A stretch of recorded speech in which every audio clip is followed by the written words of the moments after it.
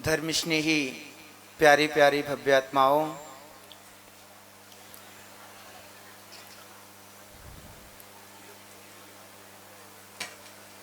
संसार में यदि जीव रुका हुआ है तो ज्ञानी किसी और की वजह से नहीं, संसार में चेतन यदि तू रुका हुआ है तो किसी और की वजह से नहीं, अपने ही विकारों की वजह से इस संसार में है। व्यक्ति राग देश के वशीभूत होकर के ना जाने किन किन पर्यायों में जन्म नहीं ले चुका है। यानी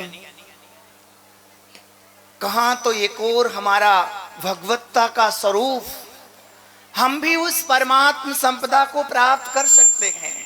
आचार्य भगवान आप सबके लिए संबोधन में कहते हैं, हे भव्य जीवो, इसका मतलब है कि आप भी उस परमात्म स्वरूप को उपलब्ध हो सकते हैं। आपको उपदेश दिया जा रहा है, इसका मतलब ये नहीं कि जो प्रभु हो गए तो बस वो ही प्रभु हो गए, आपको कुछ गुंजाइश नहीं, आप सिर्फ भक्त ही रहो। ज्ञानी उपदेश आपको मिल रहा है, इसका मतलब है कि आपके अंदर भी भगवान बनने की पूरी योग्यता है। आप भी प्रभु हो सकते हो, आपके अंदर भी वो विराटता आ सकती है।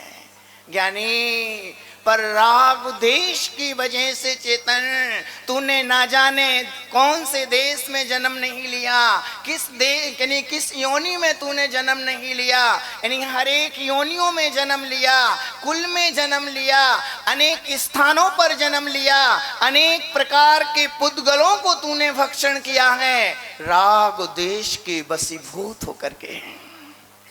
ओहो ज्ञानी, ऐसी महावीर स्वामी की महावीर की माँ कहती है कि बेटा तुम पुत्र वधू लाओ। महावीर स्वामी कहते हैं कि माँ मुझे अब मुक्ति रूपी कन्या को ही वरण करना है, मुझे संसार की कन्याओं को वरण नहीं करना है। बोले बेटा तुझे क्या चाहिए, तुझे जो चाहिए वो आपको दे दूंगी, पर तुम बस घर में ही रहो। ज्ञानी महावीर स्वामी आत्म के सम्मुख थे, यानी अपने स्वरूप को जान चुके थे। वो जान रहे थे कि मैं एक चैतन्य तत्व हूँ, सबसे निराला एक भगवत स्वरूप हूँ।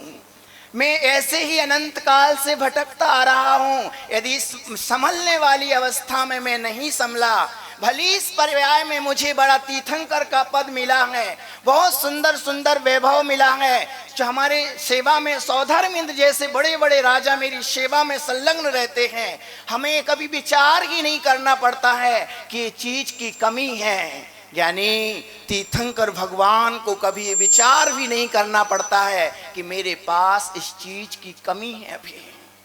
पर ज्ञानी प्रभु जान चुके थे कि मेरा वैभव, आत्मा का वैभव जो मैं इस मनुष्य पर्याय में ही प्रकट कर सकता हूँ, और कोई पर्याय में प्रकट करने का अवसर नहीं है।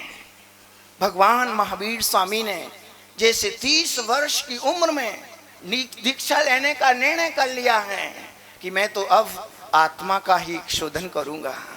ज्ञानी महावीर अपनी माँ से कहते हैं कि हे माँ, मैंने अतीत में इतनी माताओं से दुग्ध पान किया है, इतनी माताओं से दुग्ध पान किया है, यानी इतनी बार मेरा जन्म हुआ है, इतनी बार इस दुनिया में मैंने जन्म ले लिया है कि उन दूध को एकत्रित कर लिया जाए तो कई समुद्र भर जाएंगे। और इतनी माताओं से मैं बिछड़ा हूँ, यानी इतनी माताओं को मैंने रुलाया है, यदि उस सब समय आंसुओं को एकत्रित कर लिया जाए तो कई समुद्र भर जाएंगे।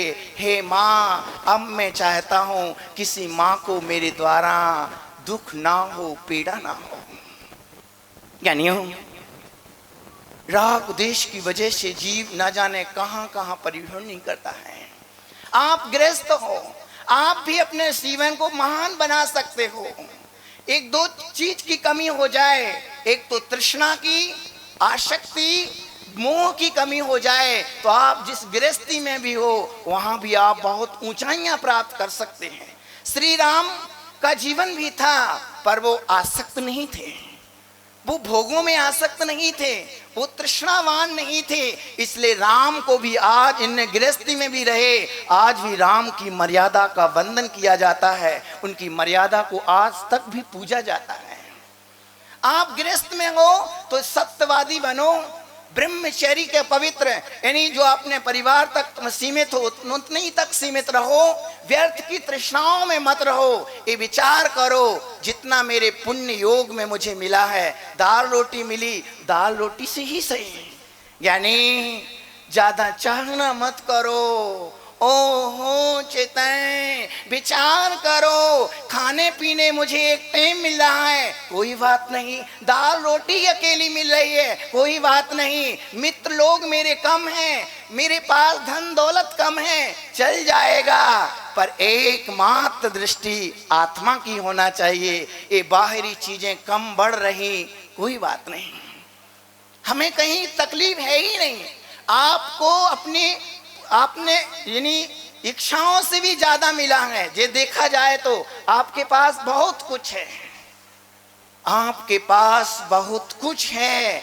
जितना मिला है ये समझ लो हमें भगवान बनने के लिए मिला है। आपके लिए सुंदर से नेत्र मिले हैं, हाथ पैर मिले हैं, आपके लिए पुण्य से थोड़ा वैभव भी मिला है, तो उसका सदुपयोग करो। आज देख रहे हैं केसरी महल जी के परिवार की ओर से इतना बड़ा विशाल महोत्सव कराया जा रहा है, और उनने समझा कि ये धन ही सर्वस्व नहीं है, इस धन के माध्यम से हम बहुत बड़ी उपलब्धि प्राप्त कर सकते हैं। धन के साथ साथ भावना भी जोड़ी, उसका फल है कि इतना विशाल आचार्य भगवान का संग, कहाँ तो कहीं और जाना था और भासुर नगरी की ओर प्रवेश कर गए। आज उनने और मोक्ष मार्ग पर एक कदम बढ़ाया है।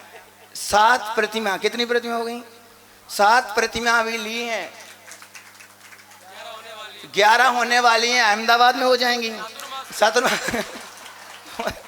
अब क्या है ये तो, और भरत की भी 11 हैं, उनकी 11 हैं, तो इनकी मुनिव्रत हो जाएगा, भविष्य में होगा, कोई बात नहीं। मार्ग यही है, गृहस्थ जीवन का फल ही यही है। आचार्य भगवान से ही पूछो, यानी गृहस्थ जीवन की साधना का फल ही मुनि बनना है, और मुनि बनने की साधना का फल ही निर्वाण को पाना है। ज्ञानियों, आप सब गांववासी कितने पवित्र भावों से आचार्य भगवान का सन्निधि का लाभ ले रहे हैं। सुबह अज्जप जोगम की मंगलमयी उद्घोषणा की जाती, मंगलमय कार्यक्रमों के साथ सुबह जैसे भगवान जिनन की आराधना, प्रभु की वंदना की जाती है, और सुंदर योगा के साथ साथ आध्यात्मिकता की ओर बढ़ाना बहुत दुर्लभ है। ज्ञानियों, अध्यात्म विद्या तो अपने आप में दुर्लभ है। आपने सब कुछ पाया, ओहो चेतन, भोगो भोग की वस्तुएं तुझे मिल भी गई तो क्या हुआ। ज्ञानी, आपको सुंदर पहनने के लिए कपड़े मिल भी गए तो भी क्या हुआ, आपके बहुत सुंदर सुंदर मित्र बन भी गए तो भी क्या हुआ। ज्ञानी, आपको रिद्धियां सिद्धियां भी प्राप्त हो गई तो भी क्या मिला, आपको दुनिया का सम्मान भी मिल गया तो भी क्या मिला, आपको दुनिया की जमीन जायदाद भी मिल गई तो भी क्या। कब तक के लिए बोलो, आपके लिए भोगो भोग की सुंदर सुंदर पकवान खाने मिल रहे हैं, पर कब तक के लिए। चेतन, जब तक आत्म तत्व का बोध नहीं, आत्म स्वरूप का परिचय नहीं, तो ये सब कुछ मिलना ना मिलना बराबर ही है, कोई फायदा नहीं है। आपने चक्रवर्ती का वैभव नहीं पाया, कोई बात नहीं, पर आप चक्रवर्ती भी, आचार्य भगवान अपने उपदेश में बताएंगे, चक्रवर्ती का वैभव भी ज्ञानी आत्म स्वभाव की भावना का फल है। ज्ञानियों,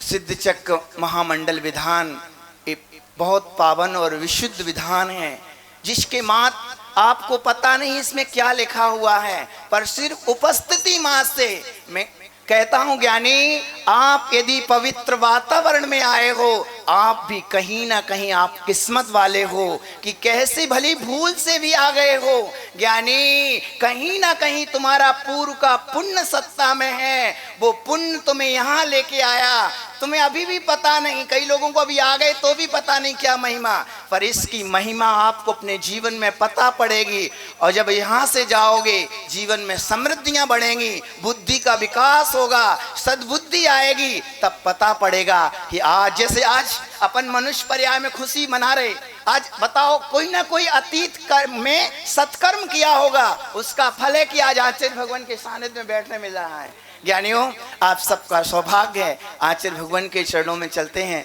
उनकी मंगलमयी देशना अपन सुनेंगे।